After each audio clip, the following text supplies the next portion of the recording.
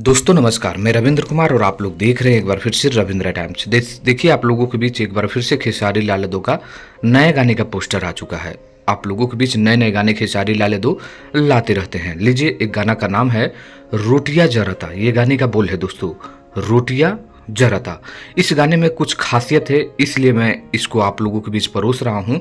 इस गाने को खेसारी लाल यादव और सृष्टि भारती ने गाया है। जी हाँ दोस्तों, पहली बार बहुत दिनों के बाद खेसारी लाल यादव के साथ कोई अलग सिंगर यानी फीमेल सिंगर गाई है। तो खेसारी लाल यादव के साथ सृष्टि भारती इस गाने को गाए हैं। विशाल भारती ने लिखा है, म्यूजिक विकास यादव का है। मतलब सब कुछ इसमें चेंज है दोस्तों। और ये गाना आप लोगों को ग्लोबल म्यूजिक जंक्शन के यूट्यूब चैनल के माध्यम से आ रहा है। इस गाने में खेसारी लाल यादव के साथ श्वेता महारा नजर आएंगे। और गाना आप लोगों के बीच कल सुबह 10 बजे, जी हाँ दोस्तों, फुल वीडियो आप लोगों के बीच कल सुबह 10 बजे आप लोगों को रिलीज कर दिया जाएगा। तो जो भी खेसारी लाल यादव के फैन से तैयार हो जाइए।